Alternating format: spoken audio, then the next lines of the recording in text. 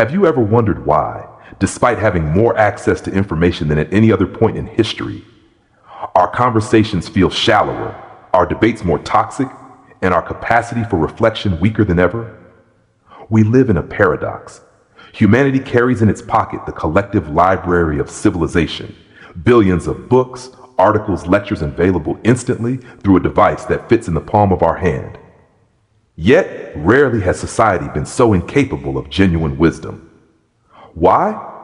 Aldous Huxley, the English writer best known for his dystopian masterpiece Brave New World, predicted this long before the age of TikTok, Instagram, or ChatGPT. Unlike George Orwell, who feared a future of censorship and oppression, Huxley feared something far subtler and perhaps more dangerous. A future where people would drown in entertainment, where truth would not be hidden but buried beneath endless trivialities, where humans would be enslaved not by force but by pleasure. In Huxley's view, the danger was never that we would have no books. It was that we would no longer want to read them. The danger was not that someone would forbid us to think. It was that we would lose the ability and even the desire to think deeply at all. And as we scroll endlessly through feeds designed to stimulate us, as we trade reflection for reaction and wisdom for dopamine, we must ask, was Huxley right?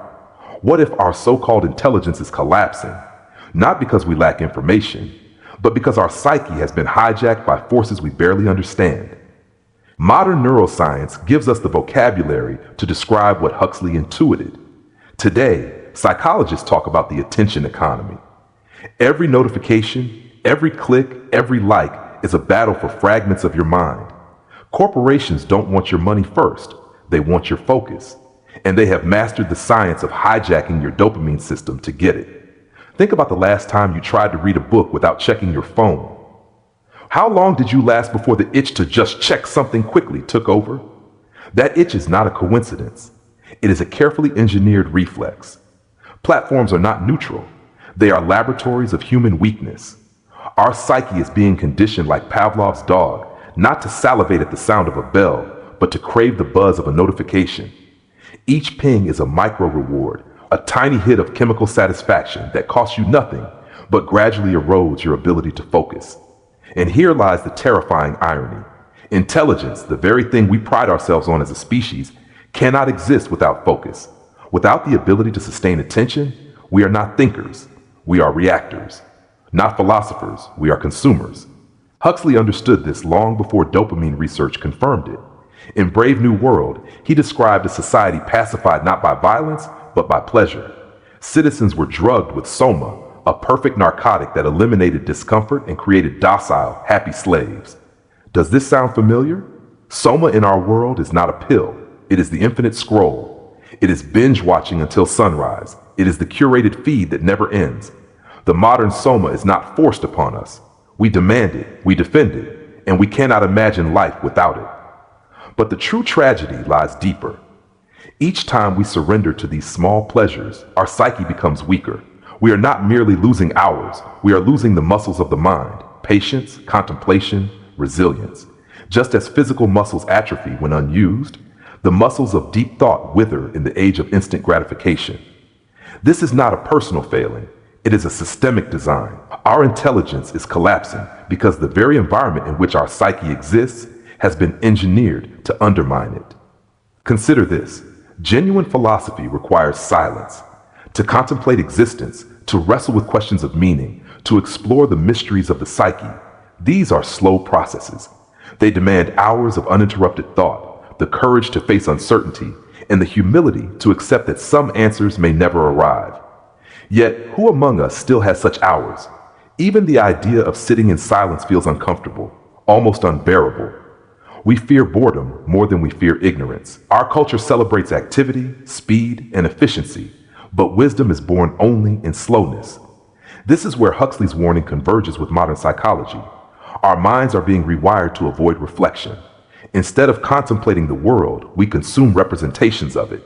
Instead of asking what is true, we ask what is trending. And so the illusion of intelligence grows. We mistake information for knowledge, opinions for wisdom, and stimulation for meaning. So here is the question this video dares to ask. Are we not already living in Huxley's nightmare? Have we, without realizing it, traded our capacity for philosophy for the comfort of distraction? This is not just about technology. It is about the psyche itself, how we as human beings respond to pleasure, fear, and illusion. And if intelligence is collapsing, it is collapsing not because of an external enemy, but because of an internal weakness, our inability to resist the narcotic of endless distraction. But is there a way out? Can philosophy and the disciplined psyche still offer us a path back to wisdom? That is the journey we begin now. In ancient philosophy, thinkers like the Stoics taught that wisdom was achieved by mastering one's desires. But in the 21st century, we face a paradox. Our desires no longer belong to us. They are engineered, manipulated, and amplified by systems designed to exploit the very biology of our brains. Modern psychology has mapped this manipulation clearly. At the heart of it lies dopamine, the neurotransmitter of motivation, anticipation, and reward. Every time you refresh your feed, every time you hear the ding of a notification, dopamine surges. It is not the reward itself that matters, but the anticipation of it. This is why infinite scroll never ends. It is not meant to satisfy, but to keep us anticipating. This cycle transforms the psyche into a restless machine. We no longer seek meaning, we chase microbursts of stimulation. And once you've trained a generation's dopamine systems to expect instant rewards, you've also trained them to abandon philosophy, reflection, and patience. Huxley warned us, humans would not be chained by tyranny, but seduced by comfort. Today, the chain is made not of iron, but of neurotransmitters.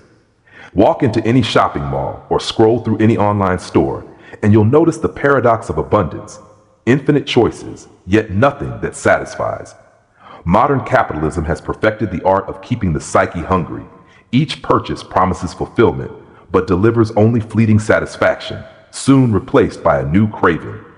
Huxley's Brave New World described a society where consumption was not just encouraged, but mandatory. Citizens were trained to replace rather than repair, to buy rather than preserve, to consume rather than contemplate. The terrifying truth is that our world has surpassed his fiction. Advertising no longer sells products, it sells identities. You are what you consume. Shoes, phones, clothes, even political opinions are packaged as brands.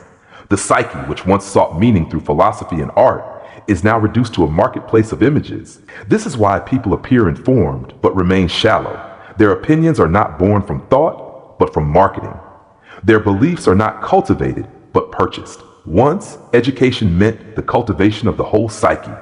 In ancient Greece, paideia, the ideal of holistic education, combined philosophy, art, and physical discipline to form wise, resilient citizens. Today, education has been reduced to a factory of competencies. Students memorize facts to pass tests, but are rarely trained to question, doubt, or think critically. Schools produce specialists who know how to perform a job, but not how to live a life. And universities, under pressure to serve the economy, often abandon philosophy, literature, and art, the very subjects that expand the psyche beyond utility. Huxley saw this coming. He feared a future where technical efficiency would eclipse wisdom. In such a world, society would have brilliant engineers but shallow thinkers, skilled technicians but no philosophers. Look around. We have artificial intelligence capable of generating poetry, but fewer humans capable of appreciating it deeply. The result, a society rich in tools but poor in wisdom. Another phenomenon Huxley anticipated is the regression of adults into childlike consumers. In Brave New World, citizens are encouraged to remain emotionally immature, incapable of independent thought, and addicted to trivial pleasures. Today, this infantilization is everywhere. Adults binge cartoons meant for children, demand instant solutions to complex problems, and throw tantrums online when reality fails to match their desires. This is not harmless entertainment. It is a deep erosion of the psyche's capacity for maturity. True adulthood requires the ability to delay gratification, to tolerate ambiguity, to endure boredom, and to wrestle with complexity. Yet modern society offers constant shortcuts, crash diets instead of discipline, motivational slogans instead of philosophy, instant life hacks instead of wisdom. The psyche is trained not to grow, but to remain dependent, docile, and distracted. Just as children resist bedtime, modern adults resist reflection. And this regression is not accidental, it is profitable. An infantilized population consumes more, questions less, and obeys more easily. When you combine dopamine hijacking, consumerist will, shallow education, and infantilized psyches, the result is inevitable: the collapse of collective intelligence. Look at our debates. They are no longer about finding truth, but about signaling allegiance to a tribe. Look at our conversations. They are no longer dialogues, but performances designed for validation through likes and shares. Look at our culture. It rewards outrage over understanding, speed over depth, and noise over silence. Huxley was right. Humanity is not oppressed by censorship, but seduced by distraction. We're not denied truth, but drowned in trivia.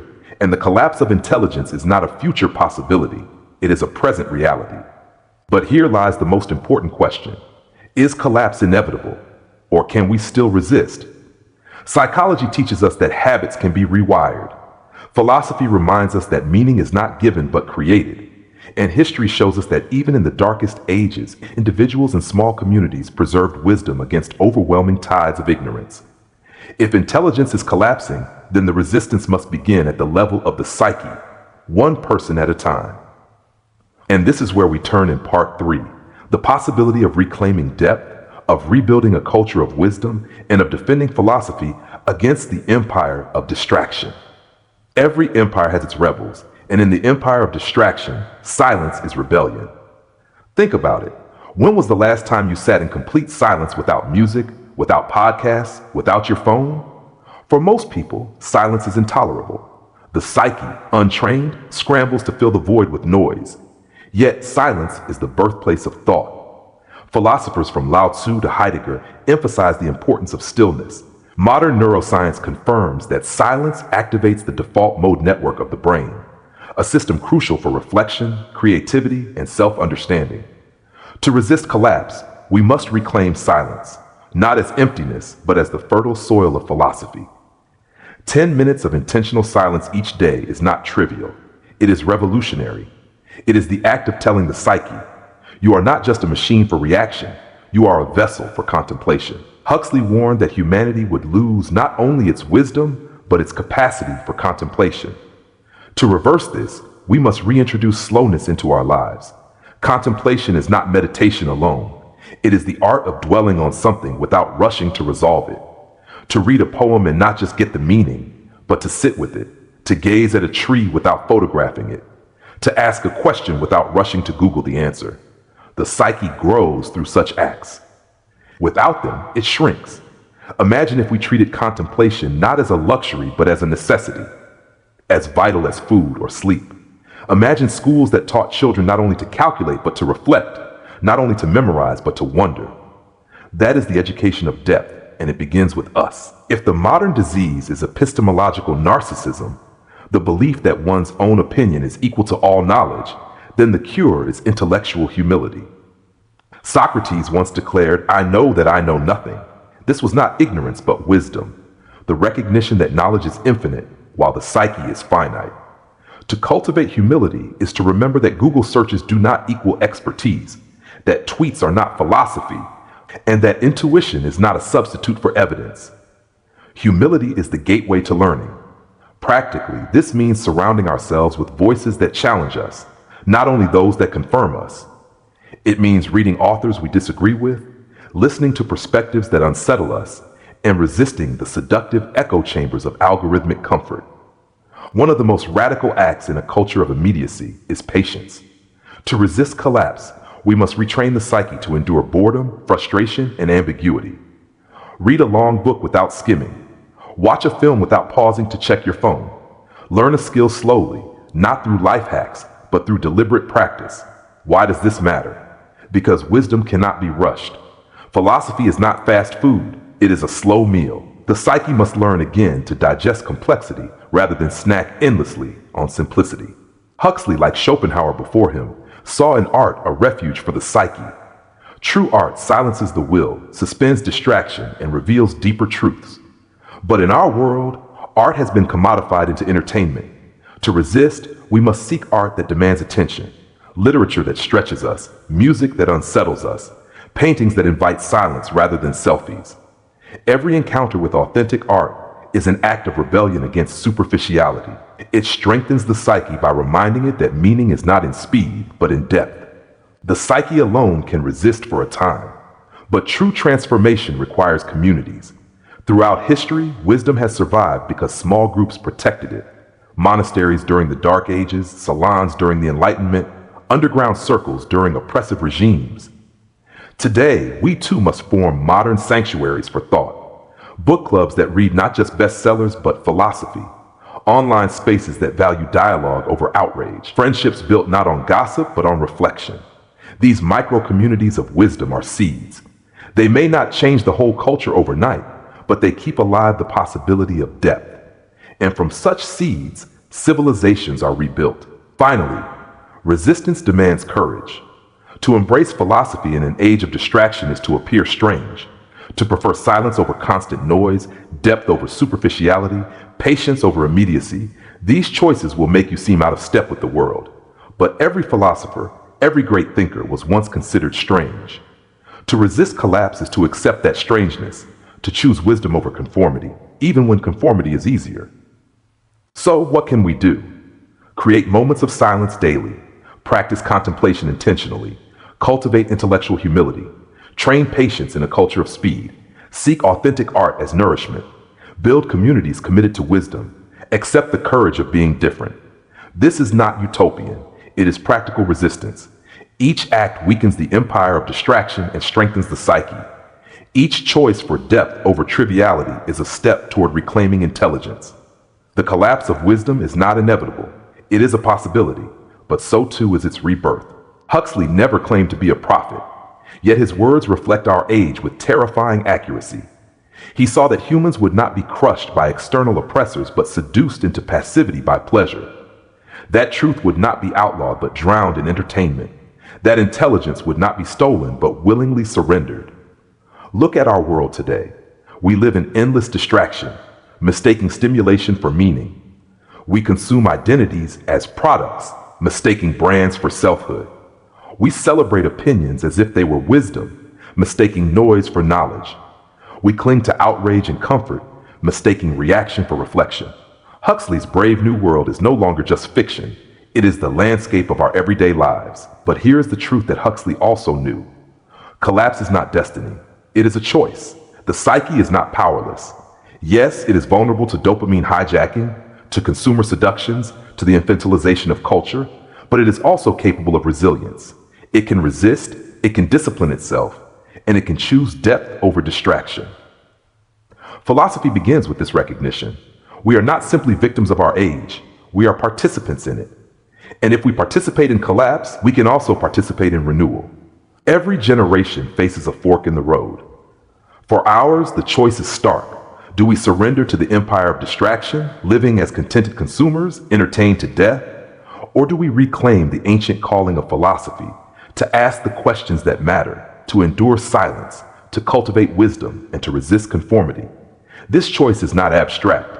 It is made every day, when you reach for your phone instead of a book, when you react to outrage instead of reflecting in patience, when you consume another headline instead of contemplating another truth. Each act is small, but each act shapes the destiny of the psyche. History teaches us that collapse is never the end. From the ashes of distraction, communities of wisdom can emerge. Just as monasteries preserved knowledge during the Dark Ages, we can preserve philosophy today through silence, art, conversation, and courage. The task is not to save all of society at once. The task is to keep alive the flame of wisdom in ourselves and in those around us. If enough sparks survive, the light of intelligence can ignite again. This is how civilizations are rebuilt, not through mass awakenings, but through small communities of depth that refuse to die. Now I ask you, not as viewers, but as thinkers, as human beings, what choice will you make? Will you allow your psyche to be consumed by trivialities, or will you reclaim it as a vessel of wisdom?